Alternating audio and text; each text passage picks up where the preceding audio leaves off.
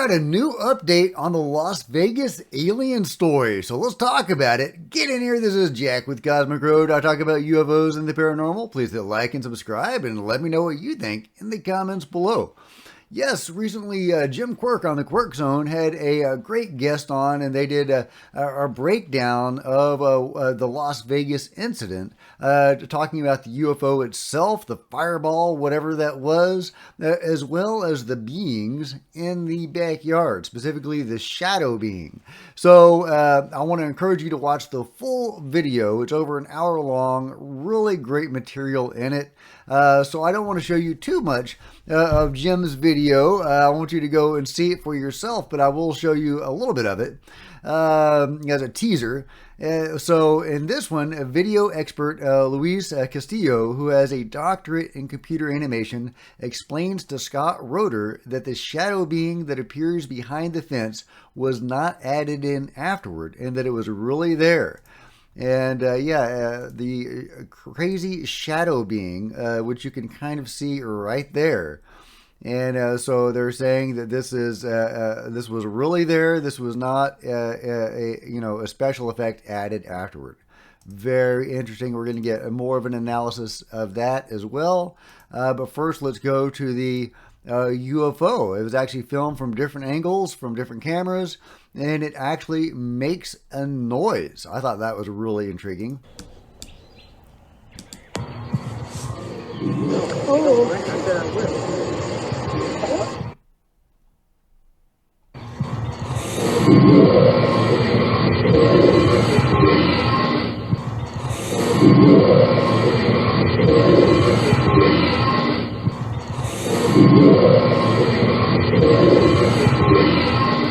So there you go, that UFO is making a noise, and he compares that to videos of meteors where they don't make a noise.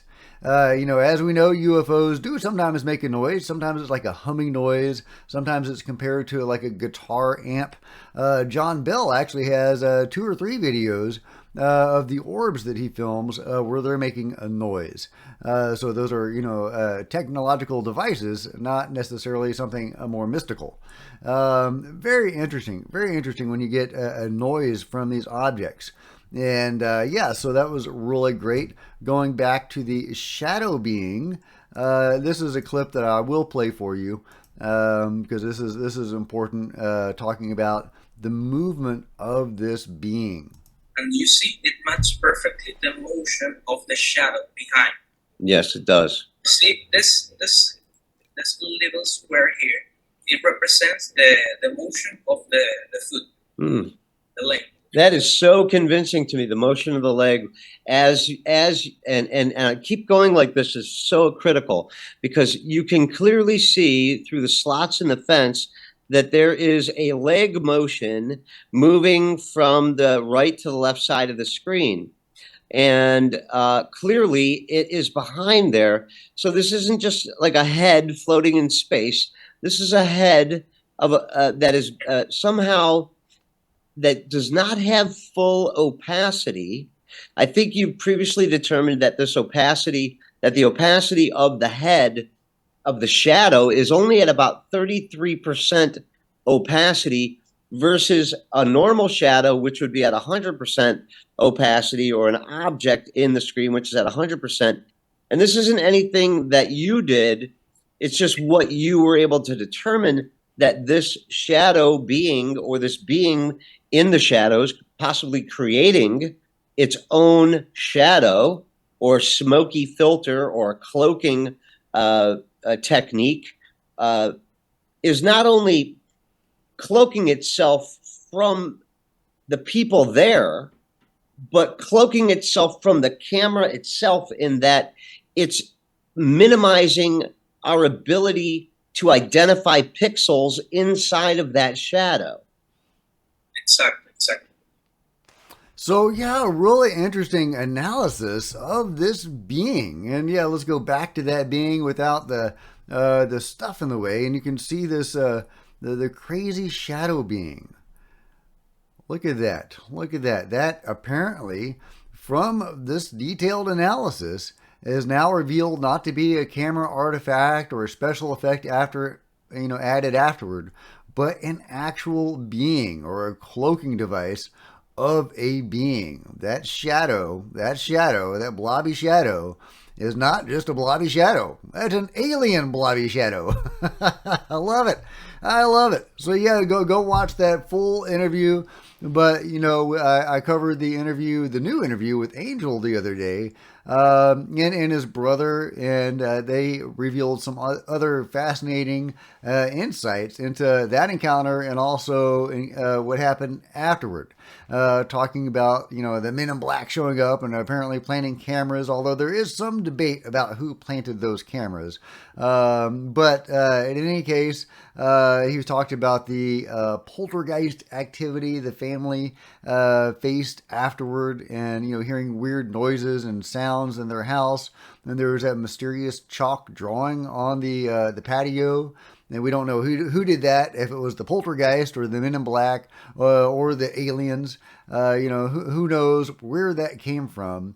But yeah, and in my opinion, this is a real deal, non-human experience with a lot of the side effects of non-human experiences, including paranormal activity and visits from the Men in Black. So what happened to the craft? We just saw the UFO and the fireball, and it seemed to be, going down. So did it crash? Angel has talked about the UFO in his backyard, but nobody else has, been talking about that or told us what happened to that thing. Did a UFO crash in his backyard? So where is that craft? We've got videos of these beings, supposedly, and we don't have any of the downed UFO, if that's what it was. And, that does seem to be what it was. So, so where is that craft? Did the Men in Black take it? I mean, probably yes, right? Probably yes. But I would love some confirmation of that and some more details on that. So if you guys have seen that, the fate of that craft, let me know, because you would expect, neighbors to have seen, the Men in Black show up with their vehicles to transport this object and to relocate it. And I haven't seen anything like that. Whether it's in Angel's backyard or somebody else's backyard, or if it crashed in the park somewhere, or whatever, wherever it went down, you would expect there to be witnesses in this hugely urban area that were able to see the fate of that object.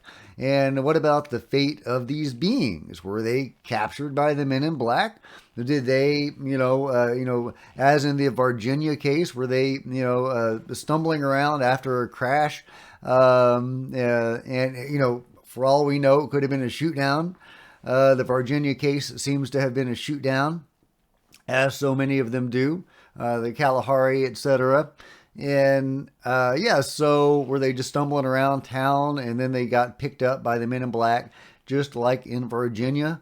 Did they survive? The Virginia beings did not survive. Did the Las Vegas beings survive? Are they still loose somewhere? Did they get back to their people? So many questions I would love answers to. In so many of these cases, we never really get the full picture. We never really know a conclusion. We get these tantalizing hints of things, and then there's no follow through. There's no closure to a lot of these instances. So will we get closure from Las Vegas? I don't know, but it definitely seems like there's new analyses being done on it, and new corroboration that this was a genuine event. So I guess we might just have to be satisfied with that. But who knows? Maybe at some point the other shoe will drop. I sure hope so. Let me know what you guys think in the comments below. And if you've enjoyed this video, please give me a big thumbs up. I sure would appreciate it. Smash the subscribe button and the bell to be notified of future videos. You don't want to miss a thing. Oh, and of course, I will link to the Quirk Zone's full video below. And yeah, so go check that out. A lot of great information in there. And but if you wanted to support Cosmic Road in a bigger way, you can grab a t-shirt in the merch store below, or become a channel member, because channel members are rock stars, and I really appreciate you guys' support. Thank you. Meanwhile, there are plenty of other videos on the channel, and I'll see you guys next time. This is Jack with Cosmic Road, signing out.